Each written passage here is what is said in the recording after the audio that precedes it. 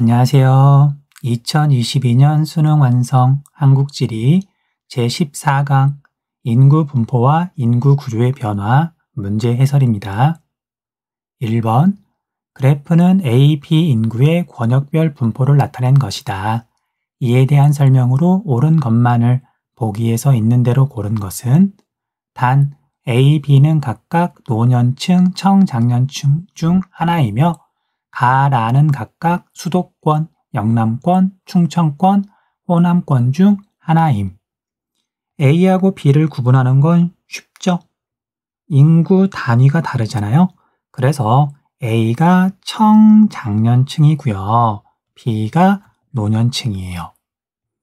그리고 가나 다라는 2019년을 기준으로 청장년층을 봐도 되고 노년층을 봐도 좋은데 가가 독보적이죠. 독보적인 1등이죠. 그래서 가는 수도권이고요.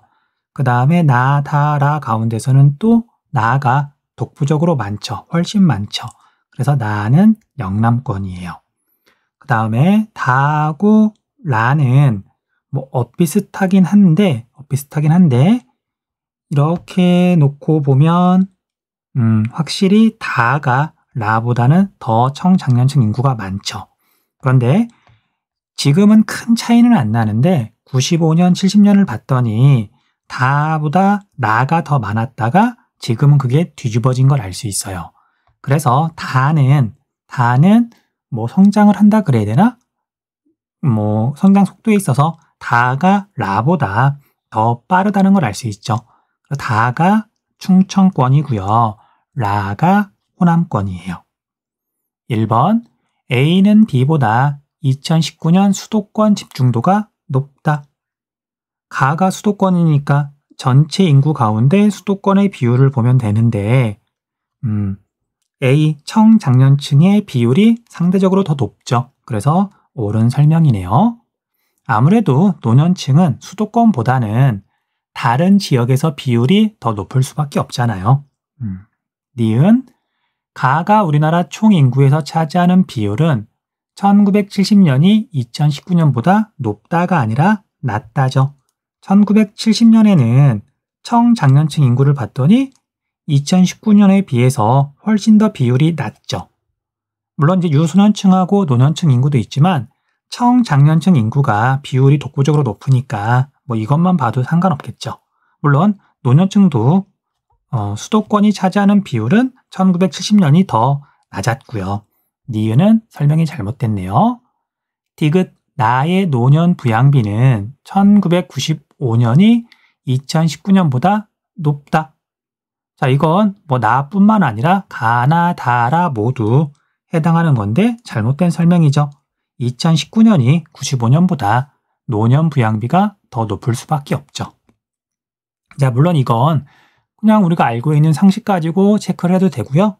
자료가 나와 있으니까 95년에는 나의 청장년층 인구 수 구할 수 있고요. 2019년 청장년층 인구 수를 구할 수 있는데 여기는 거의 같죠.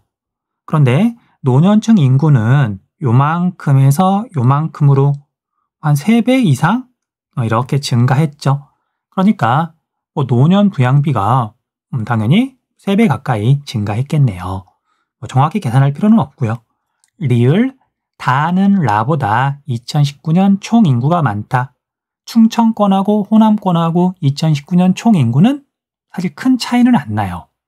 그러니까 우리나라 인구의 절반 정도가 수도권에 있고요. 나머지 절반이 영남권에 있어요.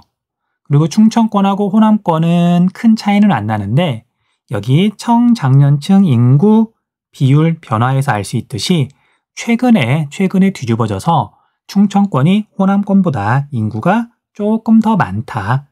자, 그래서 정답은 기역 리을 1번이에요.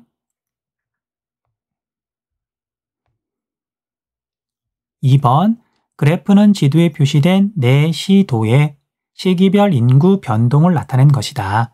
A, D 지역에 대한 설명으로 옳은 것은 서울, 그 다음에 경기, 그 다음에 경북, 충남을 이렇게 물어보고 있네요. 인구 순 이동 변화를 보면은요. 자, A가 서울이에요. 자, 우리 서울은 80년대까지 꾸준하게 인구가 증가하다가 90년대에 들어서 수도권 지역에, 그러니까 서울을 제외한 경기도 지역에 제1기 신도시가 건설되면서 인구가 급격하게 빠져나가기 시작해요. 그래서 서울은 뭐 연도를 외울 필요는 없는데요. 1992년을 기점으로 인구가 꾸준히 줄어드는 중이에요. 자, 그래서 인구가 계속해서 마이너스인 90년대 이후로, 그래서 D가 서울이네요. D가 서울. 참고로 자, 이렇게 지금 인구 순이동 변화가 살짝 이렇게 증가했다. 그래서 서울의 인구가 증가했다고 보면 안 돼요. 계속 마이너스 상태인데 감소하는 폭이 조금 줄어든 거죠. 자, 아무튼 그래서 D는 서울이고요. 그 다음에 서울의 인구가 대부분 경기도 지역으로 갔겠죠. 그리고 경기도는 서울뿐만 아니라 지방에서도 사람들이 계속 올라오고, 그래서 서울과 대체로 반대 양상을 보이는 게 A가 경기도예요. A가 경기도. 그 다음 충남하고 경북은, 자, 우리 충남은 수도권 지역에 있는 인구나 산업시설 같은 것들이 충청도로 많이 분산되고 있죠. 그래서 2000년 이전에는 인구 순이동이 마이너스였으나 그 뒤로 계속 플러스 값을 보이는 B가 충남이고요. 그 다음에 계속해서 마이너스 값을 보이는 C가 경상북도예요. 선택지 볼게요. 1번 D는 서울은 7시기 모두 인구가 감소하였다. 아니죠. 1986년부터 1990년 사이에는 인구 이동도 순이동도 플러스 값이었고요. 그 다음에 자연 증감도 플러스였어요. 그래서 1번은 정답이 아니네요. 2번 A는 D보다 경기는 서울보다 1995년 이후 주간 인구 지수가 높을 리가 없죠. 낮다. 인구가 증가했다 그래서 주간 인구 지수가 증가하는 건 아니에요. 주간 인구 지수는 그 지역의 주거 기능과 상업 업무 기능 또는 제조업 일자리를 말하는 거죠. 그런 게 상대적으로 뭐가 더 집중되어 있냐, 그걸 뜻하는 거기 때문에 서울의 인구가 줄어들었다 그래서 서울의 영향력이 줄어드는 것도 아니고요. 그 다음에 서울의 인구가 줄어드는 건 상주 인구가 줄어드는 거지, 주간 인구는 아마 통계를 찾아봐야 되긴 하는데 더 늘었으면 늘었지 줄진 않았을 것 같아요. 3번 C는 A보다 경북은 경기보다 1991년부터 95년에 인구가 많이 증가하였다. 경기가 당연히 더 많이 증가했죠. 4번 D는 B보다 총인구가 많다. 서울은 충남보다 총인구가 당연히 많다. 자, 서울은 1000만 명이 조금 안 되고요. 그냥 1000만 명 생각하시면 되고요. 충북은 200만 명이 조금 넘어요. 210만에서 220만 사이인데 어쨌든 200만 명이 조금 넘는다. 5번 B와 C는 충남과 경북은 행정구역이 접해 있다. 그렇지 않죠. 3번 그래프는 지도에 표시된 세 지역의 연령층별 인구 비율과 성비를 나타낸 것이다. 가다 지역에 대한 설명으로 옳은 것은 충청남도 지도네요. 지도에 표시된 세 지역을 보면은요. 여기는 천안, 그 다음에 여기는 당진, 그 다음에 여기는 부여라는 곳이에요. 자, 부여는 뭐 지역 이름 자체보다는 그냥 평범한 촌락 지역이다. 뭐 그렇게 알고 있으시면 될 것 같아요. 뭐 부여를 제시해도 똑같고요. 옆에 있는 서천을 제시해도 똑같고, 그 다음에 그 위에 있는 청량을 제시해도 똑같고요. 아무튼 이렇게 세 지역 특성이 각각 다르죠. 자, 먼저 65세 이상 인구 비율이 다른 두 지역보다 훨씬 높은 이 지역이 부여가 되겠네요. 다는 부여. 그 다음 가하고 나는 뭐 65세 이상 인구를 봐도 되고요. 성비를 봐도 돼요. 당진은 1차 금속, 제철 산업, 중공업이죠. 그러다 보니까 지역 내에 남성들한테 적합한 일자리가 많을 수밖에 없겠죠. 그래서 성비가 더 높은 나가 당진이고요. 그 다음에 가는 천안이에요. 1번 가에는 수도권 전철에 정차역이 있다. 천안에는 정차역이 있다. 옳은 설명. 우리가 지하철 1호선이 천안을 지나서 아산까지 가죠. 정답은 1번이네요. 2번 다는 남성 인구가 여성 인구보다 많다. 성비가 100보다 크냐 작냐를 물어보는 건데 다는 성비가 지금 100보다 작죠. 여성들이 더 많다는 뜻이고요. 대부분의 촌락 지역은 노년층이 되게 비율이 높은데 우리나라는 여성이 남성보다 평균 수명이 더 높으니까 뭐 우리나라뿐만 아니라 대부분의 국가가 그렇죠. 그러다 보니까 성비가 총 성비가 100보다 낮은 곳이 많아요. 촌락 지역은. 3번 가는 나보다 노령화 지수가 낮다. 노령화 지수는 유소년층 인구에 비해서 노년층 인구가 얼마나 많냐 그걸 나타내는 지표죠. 4번 나는 다보다 총 부양비가 높다. 이것도 잘못된 설명이죠. 총 부양비는 유소년층 인구 비율하고 반비례한다. 반비례한다. 그래서 나가 다보다 유소년층 인구 비율이 높으니까 총 부양비가 낮다. 낮다. 5번 다는 가보다 제조업 출하액이 많다. 부여는 뭐 촌락 지역이니까요. 제조업하고는 관련이 없죠. 정답은 1번. 4번 그래프는 지도에 표시된 내 지역의 총인구 변화를 나타낸 것이다. 이에 대한 설명으로 옳은 것은 단, 가라는 각각 지도의 A, D 중 하나임. 지도에서 내 지역을 살펴보면요. A는 휴전선 바로 밑에 있는 파주, 판문점이 이제 시험에서 주로 물어보는 포인트죠. 자, 여기는 휴전선 밑에라서 80년대까지는 거의 개발을 할 수가 없었고요. 90년대도 사실은 큰 발전은 없다가 2000년 이후에 수도권 제2기 신도시, 그 다음 출판단지, 그 다음 디스플레이 공장들이 들어서면서 그 이후로 빠르게 성장하고 있어요. 굉장히 최근에 성장하기 시작한 거죠. 그 다음에 D는 강릉인데, 자, 여러분들 대부분의 지방에 있는 소도시들, 중소도시들은 인구가 감소하고 있어요. 근데 여러분들 강릉의 이미지는 어때요?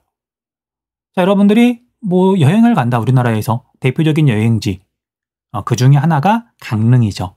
그리고 강릉 같은 경우에는 영동 지방의 핵심 도시다 보니까 그리고 또 이제 아무래도 사람들이 심리적으로 그다음에 또 실제로 거리로도 그렇고요. 영동 지방에서 수도권 지역으로 오려면 태백산맥을 넘어야 되잖아요. 그러니까 문화 자체가 좀 많이 달라요. 그래서 강릉 같은 경우에는 지방에 있는 도시들 치고는 인구가 그렇게 줄지 않아요. 거의 유지가 되고 있더라고요. 그 다음에 C는 안동 전형적인 지방에 있는 중소도시죠. 물론 이제 경상북도 도청 소재지가 안동으로 옮겨가면서 인구가 이제 줄어드는 요인은 없어지긴 했는데 없어졌다기보다는 플러스 마이너스에서 어쨌든 그런 상황이긴 한데 지금까지 인구가 많이 줄어든 지방의 중소도시예요. 그 다음에 B는 대전이죠. 자, 대전은 인구가 계속 사실 증가하다가 이제 세종특별자치시가 2010년대에 이렇게 출범하면서 대전의 인구가 세종으로 굉장히 많이 빠져나갔어요. 그러니까 대전보다는 땅값도 싸고 그 다음에 세종이라는 곳 자체가 이제 공무원들의 비율이 높기도 하고요. 외부에서 젊은 사람들이 많이 유입되다 보니까 유소년층 인구 비율도 높고 교육 여건도 괜찮은 것 같고 그래서 대전에서 세종으로 정말 많은 사람이 빠져나갔다.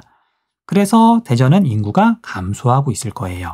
자, 이걸 바탕으로 가나 다라를 한번 구분해 볼게요.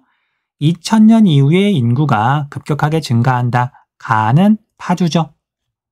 그 다음에 75년 이후로 인구가 가장 많이 줄었다. 라는 안동이고요. 그 다음에 나하고 다는 자, 포인트가 2010년 넘어서 그러니까 15년부터 19년 사이에 인구가 이렇게 지금 줄어들고 있죠. 여기가 대전이에요. 세종특별자치시가 이쯤에 출범했거든요. 자, 그 다음에 다는 강릉이고요. 내 지역을 구분하는 게 쉽진 않긴 한데 어쨌든 이렇게 구분할 수 있어요. 1번 가는 라보다 중위 연령이 높다. 그럴 리가 없죠. 안동이 더 높겠죠. 2번 다는 나보다, 강릉은 대전보다 유소년층 인구가 많을 수가 없죠. 인구 규모 자체가 다르니까. 참고로 대전은 인구가 150만 명이 조금 안 되고요. 강릉은 20만 명이 조금 넘어서 21만 명? 뭐 그쯤 되는 것 같더라고요. 3번, A는 D보다, 파주는 강릉보다 2000년부터 2010년의 인구 증가율이 높다. 옳은 설명이죠. 이 문제는 뭐 가나 다라가 A, B, C, D 가운데 어디인지 몰라도 그냥 오른쪽에 있는 지도만 가지고 3번이 정답이라는 걸 알 수 있겠네요. 4번, B는 C보다, 대전은 안동보다 지역 내 1차 산업 취업자 비율이 높을 수가 없죠. 5번, A, D 지역 중 2019년 총 인구는 A가 가장 많다가 아니라 B, 대전이 가장 많다. 5번, 그래프는 A, C 지역의 인구 특성을 나타낸 것이다. 가, 다에 해당하는 인구 지표로 옳은 것은 단 A, C는 각각 구미, 순창, 제주 중 하나임. 자, 문제가 이게 어려우면서도 뭐 쉽다 그래야 되나요? 그냥 쉬운 문제라 그럴게요. 아닌가? 어려운 문제인가? 자, 아무튼 자, 여러분들 순창은 순창, 뭐 고추장, 장류가 유명하고 전형적인 촌락 지역이죠. 그래서 뭐 우리가 충분히 그 특성을 짐작할 수가 있어요. 그런데 여러분들 구미라고 하는 도시의 인구 특성은 어떻게 될까요? 혹시 아직도 학교나 또는 뭐 학원 강사들한테 수업을 듣는데 구미가 전자산업이 발달해서 여초 지역이다. 뭐 그렇게 배우는 친구가 있을까요? 자, 여러분들 옛날에 전자산업은 그러니까 자동화가 되기 전에 사람이 직접 뭐 트랜지스터 같은 거 조립하고 뭐 납땜하고 그래서 사실은 노동 집약 성격이 강했어요. 그래서 구미라는 도시에 산업공단이 처음 생기고 초창기에 전자산업이 발달할 때는 아무래도 인건비가 좀 싼 여성들이 굉장히 많았고 선생님이 고등학교 때만 하더라도 구미가 대표적인 여초 지역이라고 배웠어요. 그런데 지금은 2022년 그리고 이제 전자 공장들이 당연히 대부분 자동화가 됐겠죠. 그래서 구미 같은 경우에는 더 이상 여초 지역이 아니에요. 근데 그걸 떠나서 구미가 전자산업인데 이게 성비하고 어떤 관련이 있을까? 이걸 설명하는 강사가 있었을까? 제가 보기에는 아마 없었을 것 같아요. 어쨌든 구미는 그렇고요. 그 다음에 제주는 여러분들 전체적으로 보면 남초 지역일까요? 여초 지역일까요? 자, 여러분들 제주도가 삼다도죠. 뭐가 많아서 삼다도죠? 바람, 돌, 그 다음에 여자. 그런데 이것도 옛날 얘기예요. 자, 이제 제주도가 삼다도가 된 이유 중에 특히 이제 여자가 많다라고 하게 된 그 이유가 물론 이제 배를 타고 옛날에 바다에 나갔다가 남자들이 돌아오지 못해서 이제 그런 것도 조금은 있지만 일제강점기 때 외국으로 이렇게 강제로 끌려가거나 뭐 외국 일본에 있는 뭐 탄광에 끌려가거나 그때 남성들이 많이 이렇게 빠져나갔다 그러더라고요. 그래서 제주도에 여자가 많다는 이미지가 이제 당연히 생긴 건데 그런데 그로부터도 시간이 많이 지났잖아요. 지금은 더 이상 바다에 나가서 돌아오지 못하는 남자들 거의 없고요. 일기예보가 얼마나 정확한데. 그리고 이제 그때 당시 뭐 50년, 60년도 넘었죠. 그 당시에 이제 여초 현상이 있었는데 이제 그 분들은 다 이제 돌아가셨고요. 나이를 이제 드셔가지고 지금은 제주도가 전체적으로 남초 지역이에요. 그래서 제주도는 더 이상 삼다도가 아니라 이다도예요. 어쨌든 지역 특성이 이렇게 되는데 구미, 순창, 제주를 제시했다. 그래서 어렵다고 그런 거예요. 뭐 혼란스러울 수 있거든요. 그런데 또 의외로 또 쉽다고 한 이유는 정답을 찾는 건 정신만 차리면 또 어렵진 않으니까요. 자, 우리가 성비를 봤더니 A, B, C가 있는데 B가 확실히 낮죠. 성비라고 하는 건 남성과 여성의 비율이기 때문에 지역에 따라서 큰 차이가 날 수는 없어요. 대체로 남성, 여성이 1대1로 있어야 뭐 결혼 문제라든지 그런 것들이 균형이 맞으니까 물론 태어날 때부터 큰 차이로 이렇게 차이가 태어나는 것도 아니고요. 자, 그러면 이렇게 성비가 낮은 곳은 어떤 특성이 있을까? 전형적인 촌락 지역이죠. 노년층이 많고 특히 할머니들이 많은. 그래서 B가 순창이에요. B가 순창. 그리고 A하고 C는 이 문제에서는 굳이 구분할 필요가 없어요. 자, 그럼 볼게요. 자, 가는 인구 밀도, 중위 연령, 유소년 부양비 가운데 뭘까? 자, 수치가 제일 높은 거하고요. 제일 낮은 거하고 10배 이상 차이가 나죠. 자, 이렇게 급격하게 크게 차이가 나는 건 일단 중위 연령은 가에 들어가면 안 돼요. 그렇죠? 자, 그러면 중위 연령 말고 유소년 부양비는 가에 들어갈 수 있을까? 요? 자, 이것도 이제 우리가 앞에 있는 자료나 아니면 기출문제를 보면 알겠지만 지역별로 유소년 부양비가 물론 차이가 좀 크게 날 수도 있지만 이렇게 10배씩 차이가 나는 곳은 없어요. 차이가 나도 너무 나는 거죠. 그래서 가는 인구 밀도예요. 인구 밀도. 우리나라는 행정구역별로 면적이 뭐 대체로 비슷해요.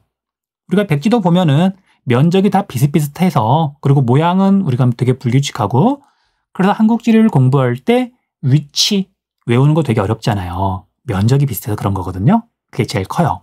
그래서 순창은 촌락 지역이니까 인구가 굉장히 적고 그 다음에 구미나 제주는 인구가 상대적으로 많을 수밖에 없죠.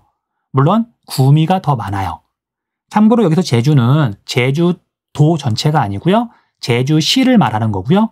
제주도 남쪽은 서귀포예요. 서귀포시거든요. 그래서 B가 순창이고요. C가 구미예요. 자, 아무튼 그래서 가가 인구 밀도라는 건 알 수 있어요. 그 다음에 A는 제주인데 제주는 뭐 제주시 더하기 주변에 있는 촌락 지역을 말하는 거예요. 순창하고 이렇게 비교를 해보면 이미지가 순창은 정말 완전 촌락, 제주도는 관광객들도 많이 있고 그다음에 뭔가 사람들이 모여드는 것 같고 그래서 완전히 도시는 아니지만 그래도 뭔가 약간 꿈틀대는 그런 이미지가 강하죠. 그래서 뭐 촌락과 도시의 뭐 중간 성격이라고 봐도 좋을 것 같아요. 자, 그럼 볼게요. 나는 순창이 수치가 제일 높아요. 그러면 중위 연령일까 유소년 부양비일까? 당연히 중위 연령이 되겠죠. 나는 중위 연령이고요. 그 다음에 다는 순창이 꼴찌예요. 유소년 부양비가 되겠죠. 정답은 1번. 그런데 뭐 해설을 다 하긴 했지만요. 성비를 보고서 B가 순창이라는 걸 그러게요. 이게 그냥 배운 대로 촌락 지역은 성비가 낮다. 뭐 그렇게 생각하고 찾았으면 답이 뭐 그렇게 어렵진 않았을 거고요. 제주도는 여자가 많다는데 이제 그렇게 생각하는 순간 아마 꼬였을 것 같아요. 정답은 1번. 6번. 그래프는 6시 도의 연령층별 인구 비율을 나타낸 것이다.